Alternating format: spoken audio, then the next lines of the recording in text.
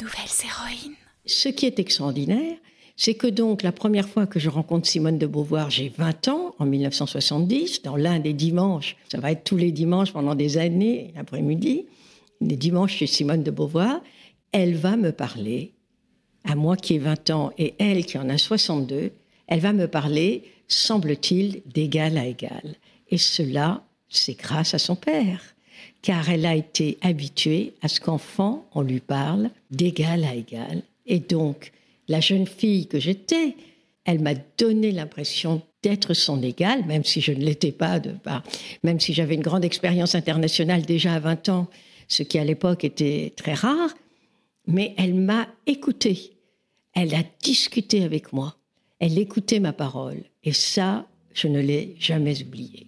C'est une force extraordinaire pour nous, pour les féministes. Nouvelles héroïnes. Salut toi, je suis Céline Steyer, celle qui murmure à tes oreilles des récits d'aventures insolites et de dépassement de soi à travers des histoires vraies de femmes qui ont osé faire de leurs rêves une réalité. Des histoires pour t'aider à grandir en confiance et trouver ton propre chemin. Bienvenue dans le monde surprenant des nouvelles héroïnes. Nouvelles héroïnes. À l'occasion de la Journée internationale des droits des femmes, le 8 mars, je te propose une mini-série très spéciale en 3 épisodes.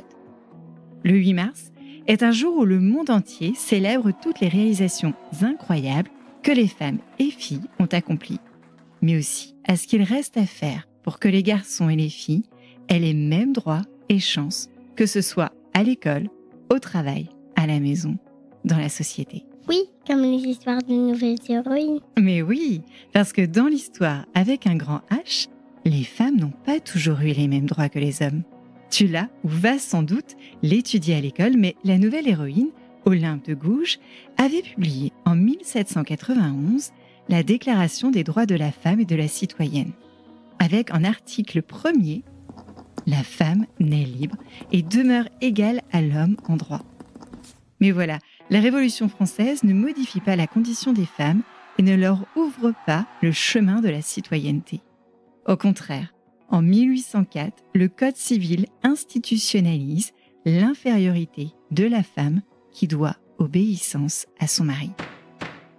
En 1944, le gouvernement de la République française accorde le droit de vote et l'éligibilité aux femmes, c'est-à-dire que les femmes peuvent voter pour leurs élus et aussi être élues.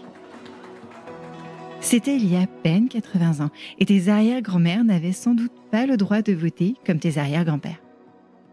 Au-delà des frontières de la France, dans le monde, des jeunes filles de ton âge n'ont pas le droit d'aller à l'école, car elles doivent rester à la maison pour aider à la vie quotidienne ou par manque de moyens de contraception, sont enceintes très très jeunes et ne peuvent plus aller étudier ou trouver un travail.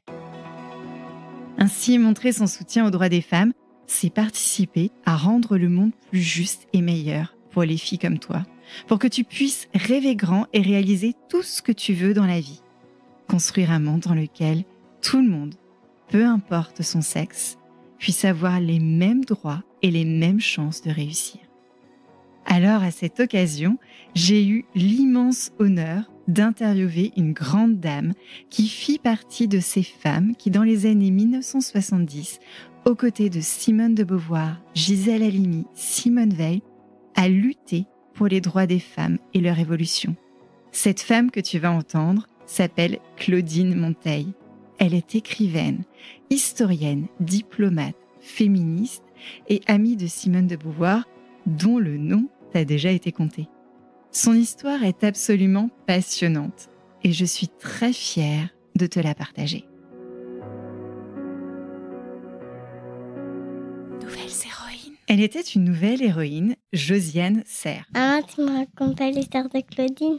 Oui, tu as raison. Mais l'histoire de Claudine commence bien avant qu'elle pointe le bout de son nez pour voir la météo. Et il est important pour moi de te raconter l'histoire de sa maman. Claudine n'était qu'escalope panée qu'en 1948, sa maman, Josiane, lit un livre écrit par... Allez tiens, je te laisse deviner. Simone de Beauvoir. Oui! Et ce livre est le premier tome du célèbre ouvrage de l'écrivaine et féministe engagée Simone de Beauvoir. Ce livre s'appelle Le deuxième sexe et Josiane le dévore. Nous sommes à l'automne 1949 et Josiane termine le second tome du deuxième sexe. Elle et Jean-Pierre Serre accueillent ainsi leur unique petite fille, Claudine. Et bien sûr, pour te conter cette venue au monde, je laisse le micro à Claudine, à qui j'ai demandé de me présenter sa maman. Tu comprendras pourquoi en y prêtant tes deux oreilles. Je suis la fille de ma mère. C'est important de le reconnaître, de se le dire qu'on est la fille de sa mère. Et je suis vraiment la fille de ma mère, dans le sens où ma mère se marie en 1948. Elle est jeune agrégée de chimie. Mon père, jeune agrégé de mathématiques. Ils sont tous les deux normaliens. Elle veut faire de la recherche. Elle a une admiration, Marie Curie, et une deuxième admiration, Irène Joliot-Curie, la fille aînée de Marie Curie, qui est également prix Nobel de chimie en 1935, première femme membre d'un gouvernement français en 1936, donc une grande dame qui s'est beaucoup battue pour les lois des femmes en France, notamment le droit au travail. Donc ma mère a ces deux objectifs et elle va faire sa thèse avec quelqu'un de l'Institut du Radium, dirigé alors par Irène Joliot-Curie. Marie Curie est décédée avant la Deuxième Guerre mondiale. Elle se marie et en guise de cadeau de mariage, un grand mathématicien de l'époque invite ma mère à prendre un café et lui dit « Écoutez, vous avez épousé un jeune mathématicien très prometteur, et bien maintenant, vous allez arrêter vos études, vous allez arrêter votre travail pour vous consacrer à la carrière de votre mari. » Ma mère a bu le café, elle s'est levée et elle lui a dit « Merci pour votre conseil que je ne suivrai pas. » Et elle a été assez vite enceinte de moi en 1949. Elle a donc lu au début de sa grossesse, elle a lu le premier tome du deuxième sexe qui est paru à ce moment-là. Et quand elle m'a donné vie, en novembre 1949, elle était en train de finir la lecture du deuxième tome du deuxième sexe. C'est-à-dire que j'ai dit, 20 ans plus tard, j'ai dit à Simone de Beauvoir, « Simone, je suis un peu l'enfant du deuxième sexe. » Et Simone de Beauvoir m'a répondu avec humour, « L'enfant terrible, Claudine. » Elle avait l'image de Marie Curie et de Irène Joliot-Curie qui s'étaient mariées, qui avaient eu des enfants, qui avaient donc une vie qui, pour elle, elle voulait aussi avoir des enfants, ma mère. Elle voulait avoir une vie de famille. Et donc, pour elle, sa passion, c'était la chimie. Elle voulait absolument devenir une grande chimiste à l'image de ces deux femmes. Il faut dire aussi que ses parents n'ont pas eu de fils. C'est-à-dire qu'une fois encore, son père, qui lui est rentré de Verdun, de la Première Guerre mondiale, des tranchées de Verdun, de la guerre très dure. Donc, elle est née, ma mère est née en 1922, 4 ans après la victoire pour la Première Guerre mondiale, et elle est le bonheur de son père.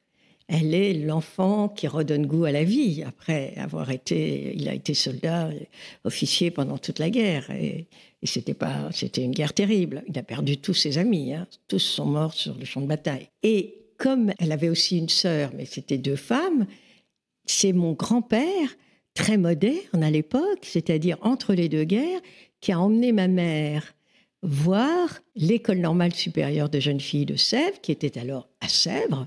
Et il lui a dit, tu sais, peut-être un jour tu entreras ici, tu sais, tu pourras avoir un métier intéressant, faire des choses intéressantes dans sa vie. Il a toujours soutenu. C'est très important le rôle des pères. Vous savez, les plus grandes peintres, femmes peintres, il y a beaucoup de femmes peintres. La plupart des grandes femmes peintres qu'on découvre maintenant, parce que le 21e siècle, c'est le siècle où on va redécouvrir les femmes peintres, dont on parle moins, puisqu'on parle surtout des hommes peintres. Et je connais un peu le sujet, parce que j'ai été très proche de la sœur de Simone de Beauvoir, qui était artiste peintre, Hélène de Beauvoir, qui a réalisé 3000 tableaux et gravures, qui a eu des expositions dans le monde entier, dont on ne parle plus pratiquement. Donc, tout cela pour vous dire, quasiment les seules femmes peintres très connues, qui ont réalisé des œuvres magnifiques, c'est parce qu'elles avaient un père peintre, qui était lui-même connu, qu'elles ont été enfants, leur père les a aidées à apprendre à dessiner, à apprendre à peindre, et surtout leur a dit « tu peux le faire toi aussi ».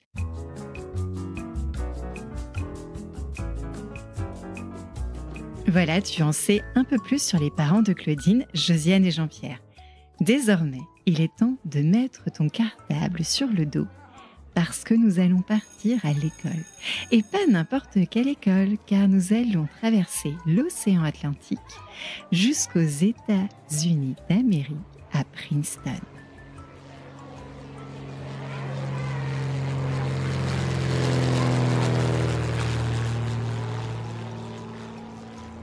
Ça a été un environnement extraordinaire.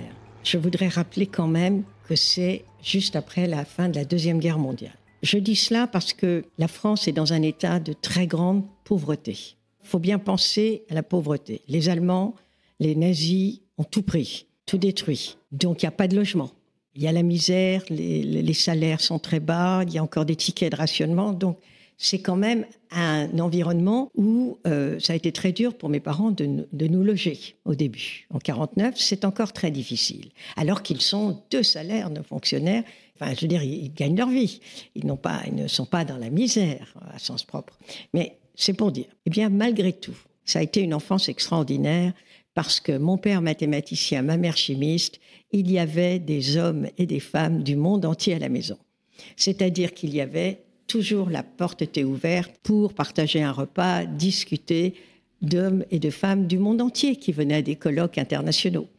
Et l'autre chance que j'ai eue, qui pour moi était extraordinaire, c'est le fait que mon père a été médaille Fields, c'est-à-dire prix Nobel de mathématiques, à l'âge de 27 ans, le plus jeune dans l'histoire.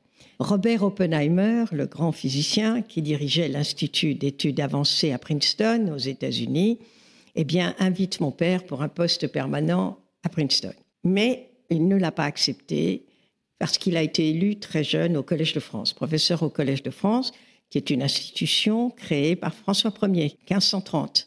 Et ça date d'il y a très longtemps, c'est une institution prestigieuse, mais qui donne l'opportunité de ne pas avoir à enseigner.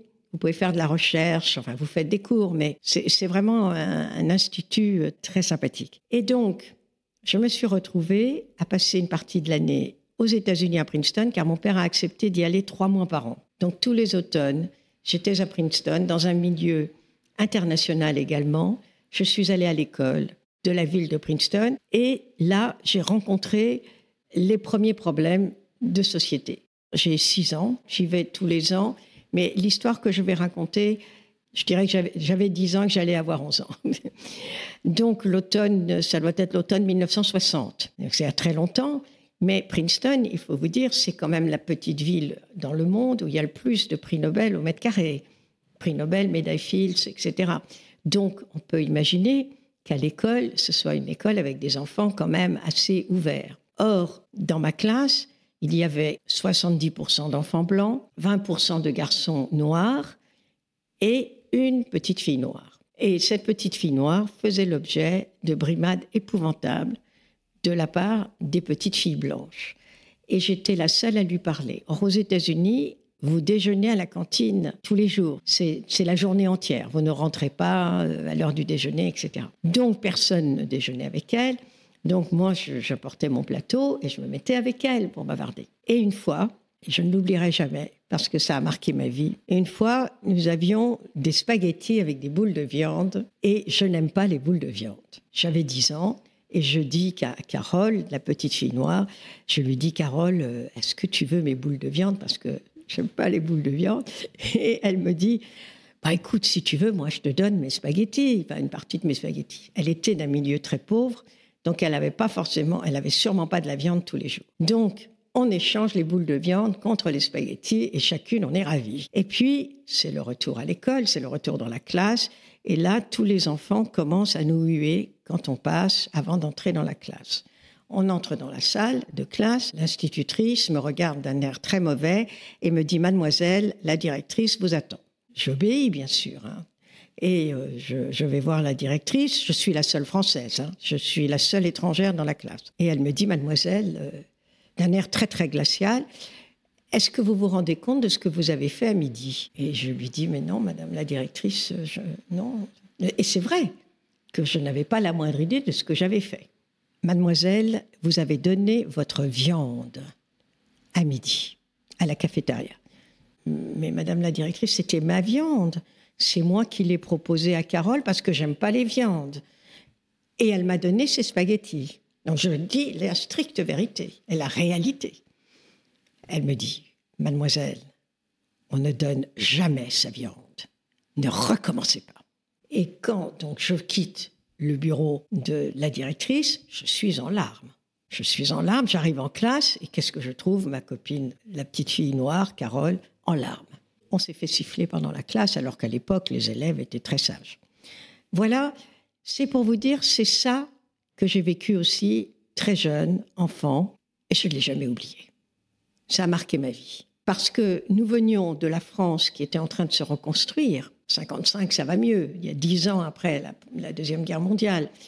Mais néanmoins, nous n'avions pas encore, mes parents n'avaient pas encore trouvé un appartement vraiment spacieux. J'ai une chambre, je n'avais pas de chambre. Je n'ai pas eu de chambre jusqu'à l'âge de 8 ans parce que tout simplement, il y avait la crise du logement suite à la Deuxième Guerre mondiale. Et donc, quand j'étais à Princeton, nous avions une maison entourée d'arbres, il y avait une pelouse, des jardins. Enfin, pour moi, c'était le paradis. Et brusquement, le paradis, c'était ça. L'école, le racisme, la ségrégation, petite fille. Et je dois dire que mes parents ont été extraordinaires parce qu'ils m'ont vraiment essayé de m'expliquer. Et puis, ils m'ont dit, cette phrase que je n'ai jamais oubliée, ils m'ont dit aussi, n'oublie pas que nous ne sommes pas chez nous, nous ne sommes pas en France, donc tu ne peux pas critiquer. Tu dois ne rien dire, tu continues, si tu veux être toujours ami avec la petite fille, tu restes ami avec Carole, mais n'oublie pas que tu ne peux pas non plus, parce que moi j'étais prête à dire, mais vous êtes fous, pourquoi vous ne comprenez pas? Et alors donc plusieurs fois on l'a accusé de vol, qui était faux bien évidemment, et donc à chaque fois j'ai pris sa défense, et j'ai dit, ouvrons tous les sacs des petites filles pour trouver la trousse de couture qui avait disparu, etc. Et bien sûr, c'était un coup monté des petites filles blanches, mais ça a été démontré. Mais ce qui était déchirant aussi pour moi, c'est que quand je rentrais en France, le dernier jour où j'étais à l'école, elle s'effondrait en larmes dans la classe.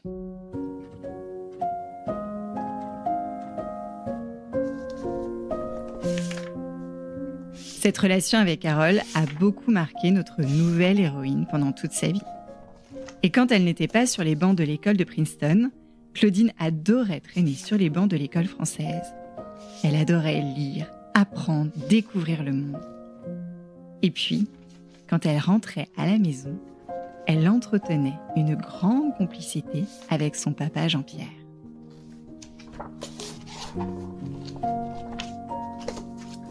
J'aime l'école, j'aime apprendre, d'autant que mon père, quand je suis née, mon père avait 23 ans. Mon père est plus jeune, légèrement plus jeune que ma mère. Il voulait s'amuser avec moi, il voulait me faire découvrir le monde. Alors, vraiment le monde qu'il m'a fait découvrir, c'est d'abord la littérature. Lui, le grand scientifique, ça a été la littérature. Les chansons françaises. Il m'apprenait toutes les chansons françaises. Il faut dire qu'il fallait mieux me les apprendre parce qu'à l'époque, les avions, on prenait les avions pour aller de Paris à New York, puisque Princeton est à 60 km au sud de New York. Mais c'était des constellations, il n'y avait pas de pressurisation. Donc j'étais souvent petite fille, pas bien dans l'avion. Et donc il me faisait chanter pendant, et ça durait 10-12 heures à l'époque, parce qu'il y avait des escales. Et donc pendant 10-12 heures, il me faisait chanter des chansons, il me racontait des histoires drôles. Malbrook s'en va en guerre, mironton, mironton, mirontaine. Malbrook s'en va en guerre, ne sait quand reviendra, ne sait quand reviendra. Il reviendra à Pâques, mironton, mironton, mirontaine. Il reviendra à Pâques ou à la Trinité, ou à la Trinité. Après, les chansons, ça a été les poèmes. Parce que à l'école en France, il y avait des cours de récitation, il y avait des concours de récitation. Alors, j'ai été première en concours de récitation à chaque fois qu'il y en avait, parce que c'était une répétition générale avec mon père dans son bureau mathématique. Et il me disait, mais tiens-toi bien, vas-y. J'ai récité des textes. Alors, c'était parfois des textes, je ne suis pas sûre que je comprenais tout. Par exemple, il aimait beaucoup Saint-Simon et Louis XIV, le grand siècle. Il aime beaucoup le grand siècle. Alors, il me faisait apprendre des textes racontant Louis XIV, arrivant, la cour, etc. Et alors, c'était littéralement comme une scène de théâtre. Et c'était magnifique. Nouvelles héroïnes. Voilà, le premier épisode du début de la grande histoire de Claudine Monteil touche à sa fin. Dans le prochain épisode, Claudine entre au lycée et un voyage en URSS va bouleverser sa destinée ou plutôt va l'aider à trouver son chemin. Nouvelles héroïnes. Voilà, c'est à présent l'heure du générique.